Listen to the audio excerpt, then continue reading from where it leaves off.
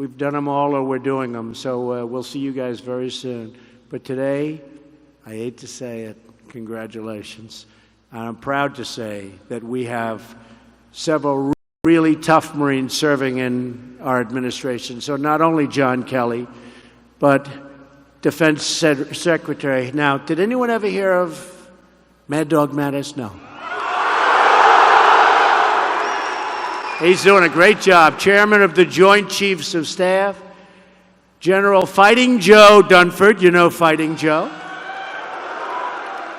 And our new director of the Secret Service and veteran of the 3rd Marine Aircraft Wing, General Tex. You know General? You know him? Tex A, I call him. Big General Tex A, right? We know him. So Tex, thank you. Our administration is stacked with Marines because Marines are the kind of people you want at your side. And trust me, you don't ever want to be on the other side of a fighting Marine. It's trouble. It's painful. The Marines are the first into battle and the first to fight.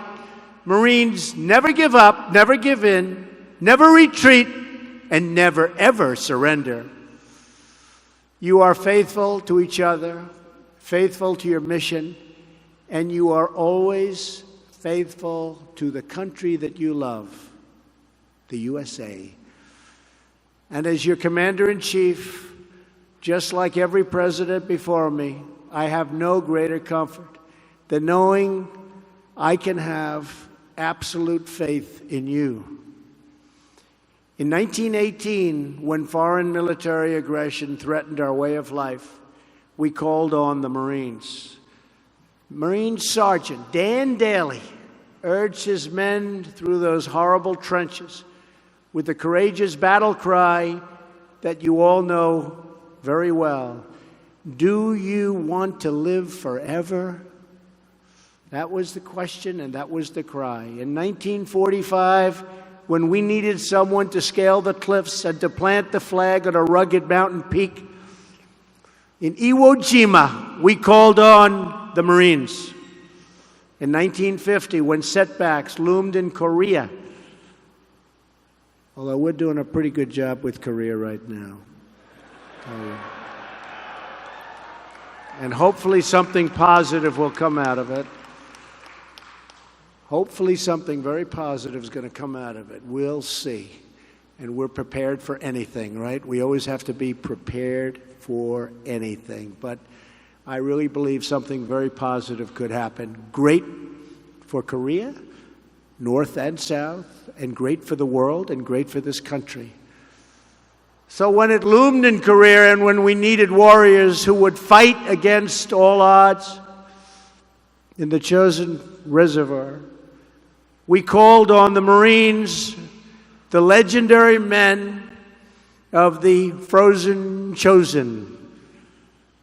In 1962, when America needed a man to board a rocket, launch into space, and orbit the Earth, for the first time, we called on a Marine, the one and only John Glenn.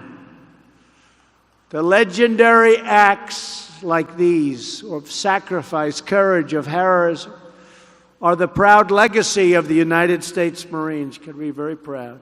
Your heritage drives you, your heroes inspire you, and your actions immortalize you in the pages of American history, incredible history.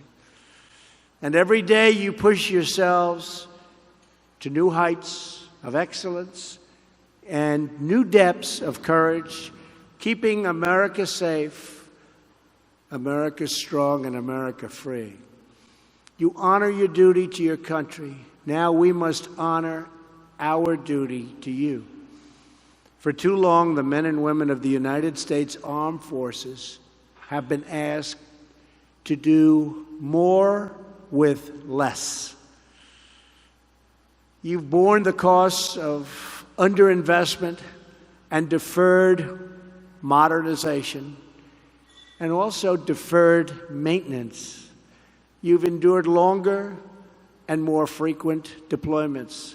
You've spent countless hours fixing and maintaining old equipment.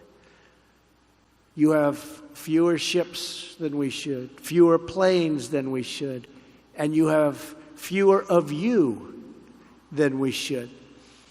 Today, I am very pleased to report that all of that is changing, and all of that, as you have seen, is changing quickly.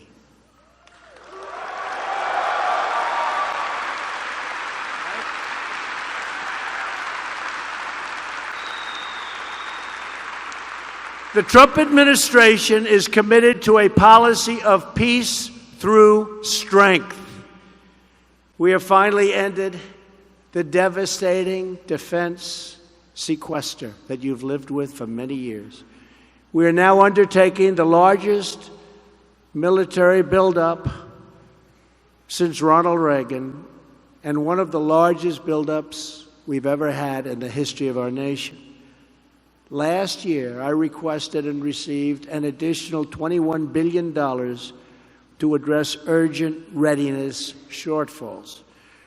The two-year budget agreement I just reached with Congress will provide $700 billion in defense funding this year, the largest ever, larger by far than any country has ever spent. And next year, we will raise that number to $716 billion. That's a lot of money. Even for you, that's a lot of money. We're also investing in our greatest weapon of all, our most powerful weapon, our most beautiful weapon, our most brilliant weapon, you. In 2019, we want to give you your largest pay raise in over a decade.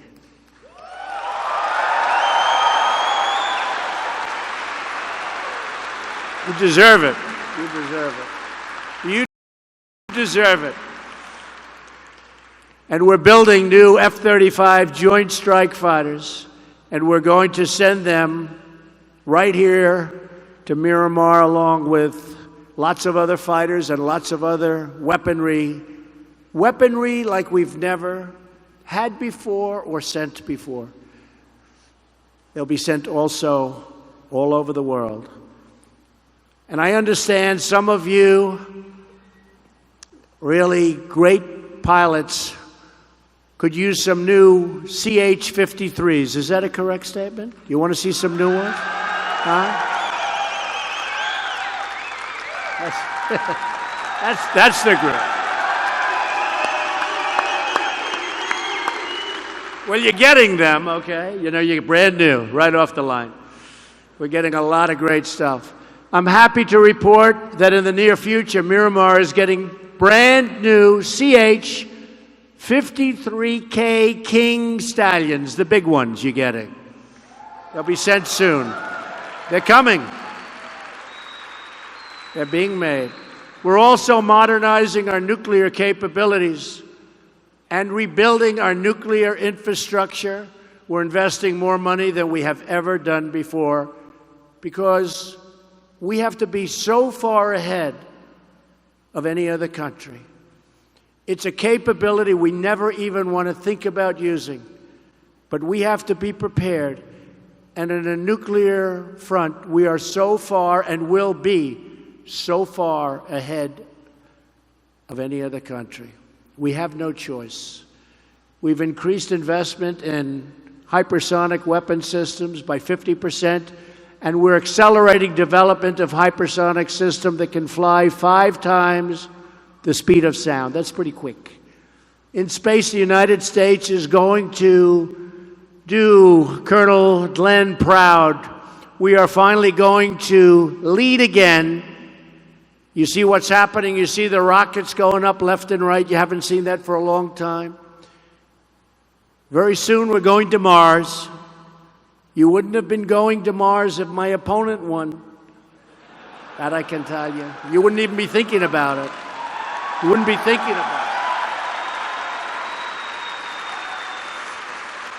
it. My new national strategy for space recognizes that space is a warfighting domain, just like the land, air, and sea. We may even have a Space Force. We'll develop another one. Space Force. We have the Air Force. We'll have the Space Force. We have the Army, the Navy. You know, I was saying it the other day because we're doing a tremendous amount of work in space. I said, maybe we need a new force. We'll call it the Space Force. And I was not really serious. And then I said, what a great idea. Maybe we'll have to do that. That could happen. That could be the big breaking story. Look at all those people back there. Look at that. Oh, that fake news. Oh.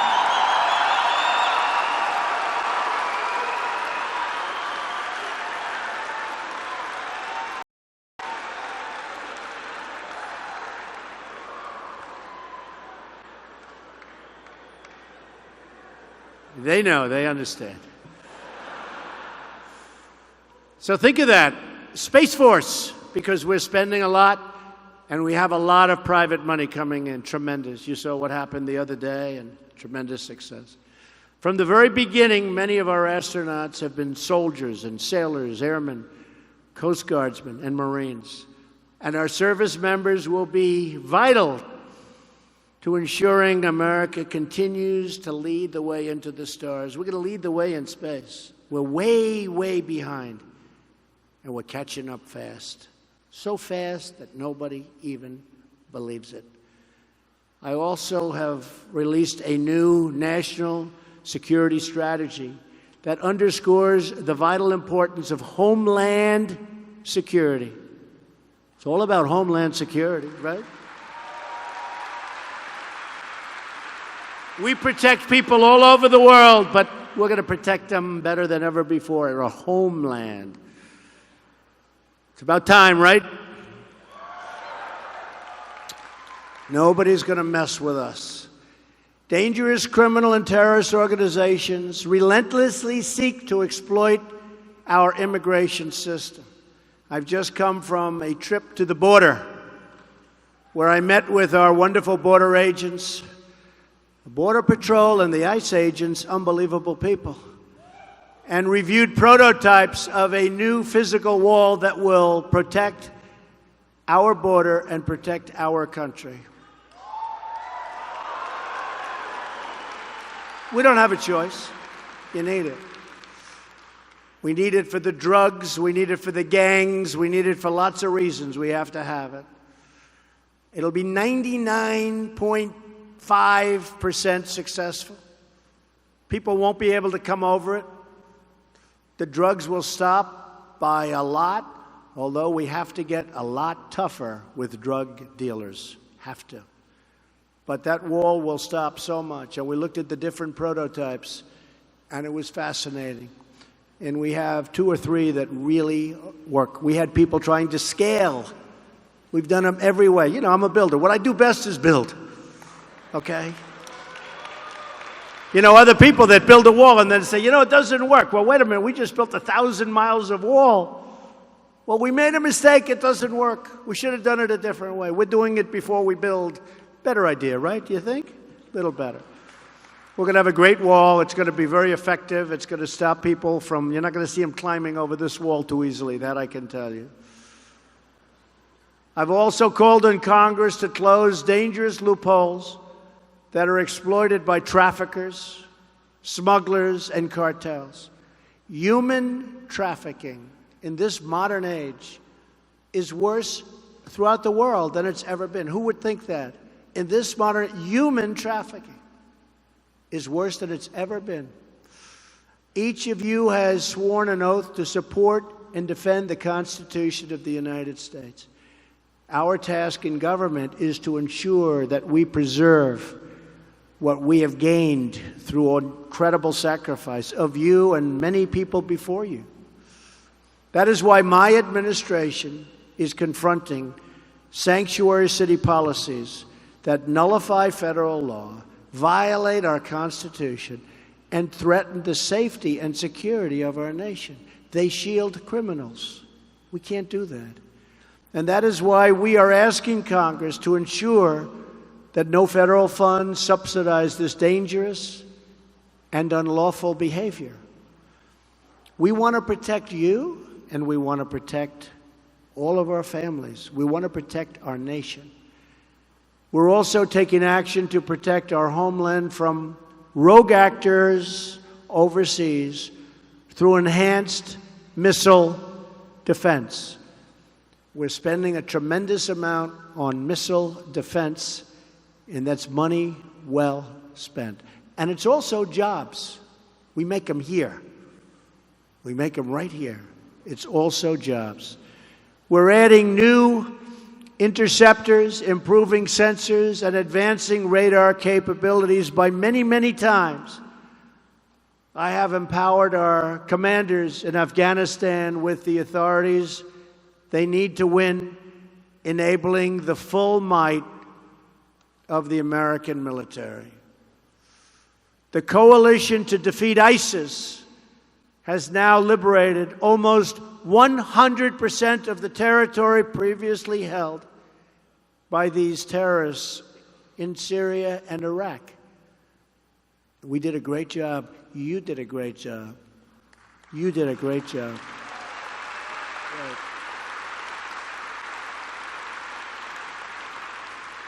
They would have been around for a long time, and they were getting bigger and stronger, and you saw it.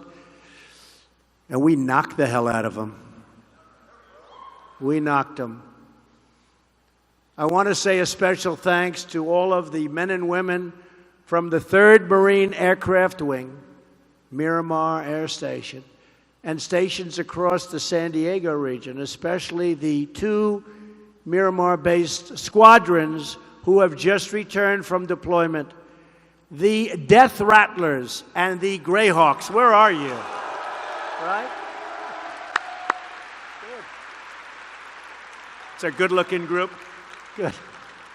That's great. Thank you. Great job. Your service has been extraordinary. We won't let up until ISIS is completely destroyed. ISIS never thought this would happen. They never got hit like this. We took off the gloves. In 1 year, we did more damage to ISIS than other administration, a certain other administration did in many years.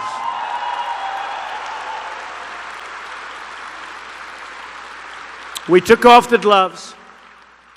We're also working with allies and partners to block Iran's path to a nuclear weapon and confront its sponsorship of terror and bloodshed all around the world. Everywhere we go in the Middle East, it's Iran, Iran, Iran. Behind every problem is Iran. Well, we're dealing with it in a very serious fashion. One of the worst deals I've ever seen was the Iran deal. $150 billion we gave them. For what? With your skill and your bravery, I know that the United States military will forever remain the greatest fighting force in the history of the world. And we're making it now with $700 billion and $716 billion the following year. We're giving you the tools that they were trying to take away from you. So important. And the Marines, as always, will be the tip of the spear. So to the fighting men and women of Miramar and all across the San Diego area, we must all think bigger, build faster, push farther, dare higher, and be greater than ever, ever, ever before. Each one of you is vital to our mission. Your fighter pilots, helo pilots, mechanics, engineers, hospital corpsmen, sailors, and sergeants. But above all, you are great American patriots, just great American patriots. You race into battle, rush into fire, fly into danger, and you give all to defend our nation, our people, and the American way of life. And they love you. A century ago, every man who heeded Sergeant Daly's battle cry was pushed on to victory and to glory by that same love of country. As war engulfed Iwo Jima, our young heroes set their eyes upon the same beautiful sight. Red, white, and blue perched atop that incredible rocky peak. And when Colonel Glenn looked down on the United States as he soared beyond the limits of our atmosphere, he was filled with the same pride of one beating American heart. Our pride makes us strong. Our strength keeps us free. And because of heroes like you, our freedom will never die. We are becoming stronger and stronger and stronger as a nation. And while a lot of you don't think about it, our economy is setting records. Our unemployment is at all-time lows. African American unemployment is the lowest it's been in history. Hispanic unemployment is the lowest it's been in history. Women unemployment is the lowest it's been in 18 years. And we're setting records. And last week, we had over 150 million people working. That's more people working in our country than ever before in its history. We are making a lot of progress for you.